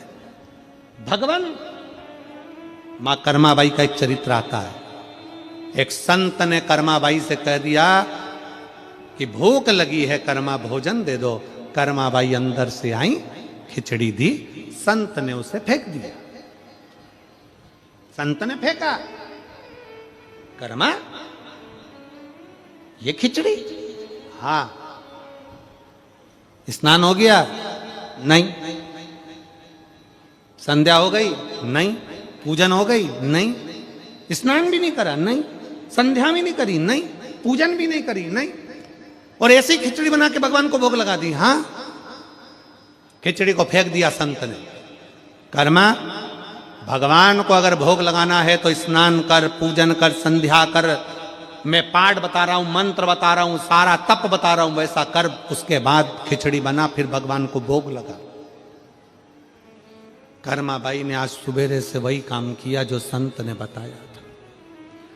कर्माबाई सुबेरे से स्नान करी, पूजन करने बैठी, घर को लीपन पोतन, पूजन अर्चना, संध्या, आराधना करते करते दोपहर की 2 बज गई। भगवान जगन्नाथ जी 3 बार आके चले गए। कर्मा खिचड़ी बनी क्या? कर्मा खिचड़ी बनी क्या? कर्माबाई बोले पहले संध्या कर लूं, पूजन कर लूं, मंत्र जप लूं, माला जप लूं, पूजन आराधना करूं, तब तो खिचड़ी बनाऊं। अभी नहीं बनी। 2 बज गई, 3 बज गई, 4 बजे कर्माबाई ने खिचड़ी बनाई। जगन्नाथ जी भोजन करने आए। कर्माबाई ने खिचड़ी परोसी तो जगन्नाथ जी ने पूछा, री कर्मा, रोज तो जल्दी खिचड़ी बना लेती थी, आज ऐसा क्या हो गया? कर्मा बोली, एक संत आए थे, वो मुझे पूरा विधान बता के चले गए कि ऐसे पाठ करना, ऐसे पूजन करना, ऐसे मंत्र बोलना, ऐसे नहाना, स्नान करना, फिर संध्या करना, फिर खिचड़ी बनाना, इसीलिए देरी हो गई। हाँ। जगन्नाथ जी ने पूछा, वो संत गया कहाँ? कर्माबाई बोली, इधर गया। जगन्नाथ दौड़ कर गए संत के पीछे और एक धर के दिया उसकी पीठ पे। संत पड़ा चित्ता। संत चिल्लाकर बोला, कौन? जगन्नाथ जी बोले, तेरा बाप। कौन? तेरा बाप। कौन बाप? तो क्या? जगन्नाथ। उसने जो पलट कर देखा, जगदीश आप? प्रभु कैसे आना हुआ? आज तक जिंदगी में कभी दर्शन नहीं मिला प्रभु, आज मिल गया। कैसे आना हुआ? मैंने कौन सा पुण्य करा? जगन्नाथ जी बोले, पुण्य मुण्य नहीं करा, खिचड़ी को 4 बजा दिया। कर्माबाई को ऐसा विधान बता के आया, को पूजन में लग गई। पूजन में लगते लगते खिचड़ी 4 बजे बनाई। जब तक मैं कर्माबाई के हाथ की खिचड़ी नहीं खा लेता, 56 भोग नहीं खाता हूं, इसलिए 4 बजे खिचड़ी मिली, मेरा पेट नहीं भराया। तेरे चक्कर में आज भूखा रह गया। क्या करना है प्रभु? जगन्नाथ जी ने बोला, कर्माबाई को बोल के आज जैसी बनाती थी वैसी बना, तेरा मन पड़े वैसे बना, पर जैसी बनाती थी वैसी बना। ना कुछ भी कर, पर खिचड़ी बना। जा बोल।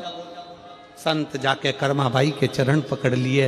अरे ओ कर्मा, मेरी पूरी अवस्था निकल गई, बाल सफेद हो गए, पर आज तक भगवान के दर्शन नहीं हुए।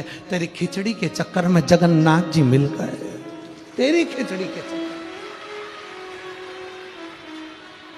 कर्मा, तेरी खिचड़ी के चक्कर में जगन्नाथ जी का दर्शन हो गया, जगदीश का दर्शन हो गया, जगन्नाथ स्वामी का दर्शन हो गया। अब संत क्या करते? जगन्नाथ जी के मंदिर नहीं जाते, संत कर्माबाई के घर के सामने से निकल कर जाते, कर्माबाई का मुख का दर्शन कर लेते। एक भगवंत के मुख का दर्शन करना भी भगवान के दर्शन के बराबर है।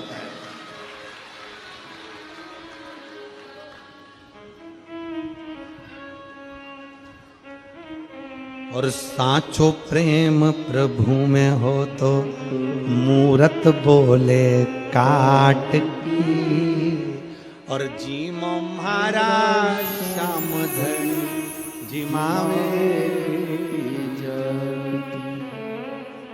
कितना भाव! कर्माबाई कोई साहस है? कर्माबाई ने खिचड़ी बनाई, घी की कटोरी, गुड़ थाली में रखकर, छोटी सी कर्मा थी, छोटी सी, जब पहली बार खिचड़ी बनाई थी कर्माबाई ने, पहली बार। बाबा जाते जाते कह गए, कर्मा ठाकुर जी हैं, भोग लगाना, लड्डू गोपाल हैं, भोग लगाना। कर्माबाई कहती, हो। पिताजी चले गए गांव, मैया भी चली गई। कर्माबाई ने सोचा खिचड़ी कैसे बनाते, याद तो है ही नहीं। पड़ोसी के यहाँ गई, क्या करूं कि खिचड़ी बना, कैसे? कर्माबाई को याद आ गया, 1 बाल्टी पानी, 2 कटोरी चावल, आधी कटोरी दाल, नॉन मिर्ची डाल के रख दी हंडे पर, जो चूल्हे पर। खिचड़ी तो नहीं बनी, पर सब्जी बन गई चावल की। कर्माबाई ने सोचा बिगड़ गई। कर्माबाई फिर पड़ोसी के यहाँ गई, पूछा खिचड़ी कैसे बनाते? तो कहा 4 गिलास पानी डाल, जिसको नहीं आती लिख लो रे खिचड़ी बनाना। 4 गिलास पानी डालो, 2 गिलास चावल, आधी कटोरी दाल, नमक और मिर्ची, और लगा दो चूल्हा पे, धर दो, और बनाई खिचड़ी। कर्माबाई की खिचड़ी तैयार, थाली में रखी। कर्माबाई को खुद भूख लगने लगी खिचड़ी को देखकर। घी की कटोरी, गुड़ की खोड़ी, और कर्माबाई भगवान के सामने लेके बैठ गई। भगवान जी मो, इतने प्रेम से बोली, जल्दी खा ले, मुझे भूख लग रही है। भगवान इतने भोले, तुरंत प्रकट हो गए बच्चे के रूप में। कर्मा, कितनी जोरदार खिचड़ी बनी है, ला मैं खा लेता हूं। इतने में कर्माबाई बोली, तुम कौन? भगवान बोले, मैं भगवान कृष्ण। कर्माबाई बोली, तुम कृष्ण? सही बता दे, कौन सी खिड़की में से घुस के आया और किसका छोरा है? खिचड़ी देख के खाने आ गया, जल्दी बता कहां से आया? भगवान बोले, मैं खिड़की मिड़की में से नहीं आया, मैं तो प्रकट हुआ हूं। कर्माबाई हंसने लगी। अपनी 2 चोटी बंदी थी, उसमें रिबिन बना था, केला वाली चोटी, काली बिंदी, लहंगा, चोली, और कर्माबाई हंस के बोली, मैं सब जानती हूँ चोटे, तू कहीं ना कहीं से कूद के आया है, सही बता दे कहां से आया। कर्माबाई पूछ रही, भगवान बोले सही में मैं भगवान हूं। तू भगवान है? हाँ ठीक है, बता तेरे पिताजी का नाम क्या है? भगवान बोले तुझे नहीं मालूम? भगवान बोले, कर्माबाई बोले मुझे सब मालूम, तू बता तेरे पिताजी का नाम क्या है? भगवान बोले मेरे पिताजी का नाम नंद बाबा है। कर्माबाई बोली अब तो उठ के ही खड़े हो जा, तुझे इतना ही नहीं मालूम कि भगवान कृष्ण के पिताजी तो वसुदेव जी थे? भगवान कृष्ण ने मन में सोचा कहां 2 बाप के चक्कर में पड़ा, बाप एक होता तो अच्छा रहता, खिचड़ी तो मिल जाती, यहां तो बाप भी 2 है। भगवान बोलने लगे दूसरा प्रश्न कर ले। कर्माबाई बोली बता तेरी माँ का नाम क्या? अब भगवान ने सोचा जब पिताजी का नाम वसुदेव बताया होगा तो माता का नाम देवकी बताया होगा। भगवान ने कह दिया मेरी माँ का नाम देवकी है। कर्माबाई बोली अब तो उठ ही जा, बिल्कुल उठ खड़े हो जाए यहां से, तुझे इतना ही नहीं मालूम कि भगवान कृष्ण की माँ का नाम तो यशोदा है? भगवान मन में सोचे बाप 2 थे, माँ 3 थी, एक ने जन्म दिया देवकी, दूसरी ने पाला यशोदा, तीसरी ने दूध पिलाया पूतना, वो भी तो मां। भगवान बोले एक बार मेरा निवेदन स्वीकार कर ले, मुझे खिचड़ी खाने दे। कर्माबाई ने बोला ठीक है खा ले, मना नहीं, अब इतनी दूर से आया है तो खा ले। खिचड़ी के 2 हिस्से कर दिए, आधी तेरी आधी मेरी, गुड़ इधर गुड़ इधर, घी इधर घी इधर। और कर्माबाई ने कहा तू तेरी खिचड़ी खाना, तेरे बाप की सौगंध है, तेरी खिचड़ी खाना, मेरी मत खा। भगवान ने मन में सोचा ये पूरी खिचड़ी कर्मा ने मेरे लिए बनाई थी और कसम भी दे रही है तो खिचड़ी तो मैं पूरी खाऊंगा। कर्माबाई ने कहा भगवान, कृष्ण बोले कर्मा से बिना पर्दे के नहीं खा सकता। कर्माबाई मन में सोची कितना चोटा है, बिना पर्दे के पूरी खाना चाहता है। मेरे यहाँ पर्दा मर्दा नहीं है, जाओ खाना हो तो खाओ वरना जाओ। कर्माबाई को याद आया अरे भूखा चले जाएगा। कर्माबाई 36 कली का लहंगा पहनी थी, लहंगे की कर दी ओट, और कर्माबाई ने लहंगे की ओट कर कर कहा मैं नहीं देखूंगी, तू खा ले, तेरा हिस्सा खाना हो तेरा ही खा। और भगवान अपना खिचड़ी का हिस्सा खाना प्रारंभ करे। कर्माबाई थोड़ी सी झांक के देखी कहीं पूरा नहीं खा जाए। भगवान बोले तू मुझे देख रही है? भगवान बोले तू मुझे बार बार देख ली। कर्माबाई बोली अब नहीं देखूंगी पर तू तेरा ही खाना। भगवान खुद का हिस्सा तो खाए, साथ में कर्माबाई का भी खाए। जैसे ही खाए आखिरी में कर्मा ने देख लिया ये पूरा खा जाएगा, भगवान का हाथ पकड़ लिया। कर्माबाई ने कहा छोड़, भगवान के नहीं छोड़ू। कर्माबाई ने हाथ खींचा ठाकुर जी का और अपने मुख में जगन्नाथ का हाथ अपने मुख में रख लिया। भक्ति कर्माबाई जैसी, कर्मा जैसी भक्ति, जगन्नाथ का हाथ कर्माबाई के मुख में। और पर्दो भूल गई सांवरिया, पर्दो फेर लगायो जी, और घांगरिया की ओट बैठ कर शाम खींचड़ो खायो जी। और भोला भाला भगता ने सांवर